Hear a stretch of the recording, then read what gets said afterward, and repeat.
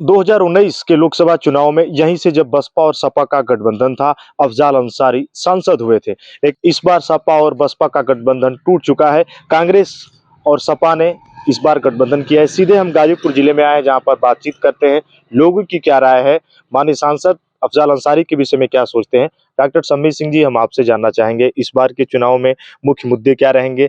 ये लोकसभा चुनाव है, राष्ट्रीय मुद्दों पे चुनाव लड़े जाएंगे। एक तरफ मोदी जी का हिंदुत्व है, इंफ्रास्ट्रक्चर में उनका अपना विकास है। दूसरी तरफ विपक्ष का जो दावा है कि 2 करोड़ नौकरी हर साल देने का जो वादा किया था, वो जुमला साबित हुआ है। लेकिन 2019 का चुनाव, जहां सपा बसपा के गठबंधन से जब अफजाल अंसारी चुनाव लड़ने आए, तो उन्होंने इस पूरे विकास का जो उनका अपना था, मनोज सिन्हा का मॉडल, उसको यहाँ की जनता ने ठुकरा करके लगभग 1.5 लाख वोटों से मनोज सिन्हा चुनाव ये हार गए।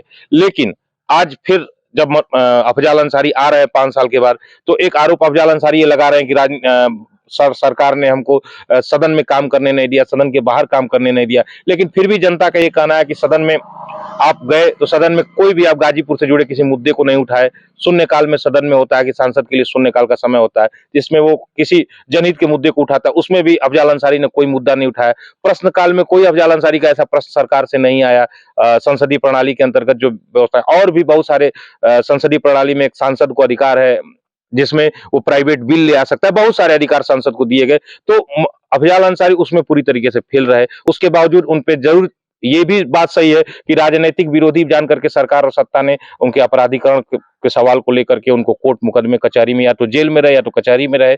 तो इस तरीके से गाजीपुर का विकास अवरुद्ध रहा में, तो इसका फायदा हो सके तो भाजपा को आने वाले चुनाव में मिलेगा। लोग माहौल ये होने वाला है कि इन पर अफजाल अंसारी थे, कोई 5 वर्ष में कोई विकास नहीं किए, इसलिए हम लोग का मूड अफजाल अंसारी से हटकर भाजपा करेंगे हम लोग। तो क्या जिसने इससे पहले सपा को वोट किया था, क्या वो वोटर इस बार दूसरे ओर जाने वाले हैं?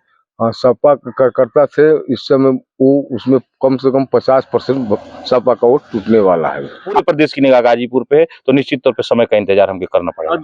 अगर डॉक्टर सम्मी सिंह जी हम पूछे, जब विधानसभा का चुनाव था उत्तर प्रदेश में, तो लोग कह रहे थे कि इस बार जो भी विधायक थे भाजपा के, एक भी सीट भाजपा यहाँ गाजीपुर में नहीं निकाल पाई।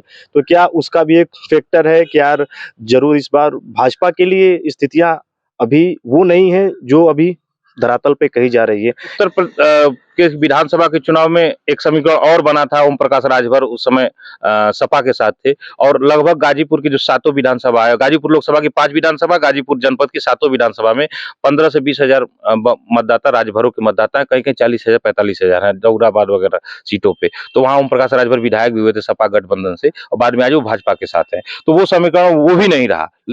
और सिन्हा जी बहुत ज्यादा विकास किए थे, और आगे अब देखिए जिसका टिकट मिलेगा उसके बाद उसका विषय में। गाजीपुर जिले के लोकसभा के चुनाव में हमने चर्चा की राजनीतिक विश्लेषक डॉक्टर सम्मी सिंह जी से, और भी जो लोग थे ग्राउंड जीरो से। मैं सुशील तिवारी, सहारा न्यूज नेटवर्क, गाजीपुर।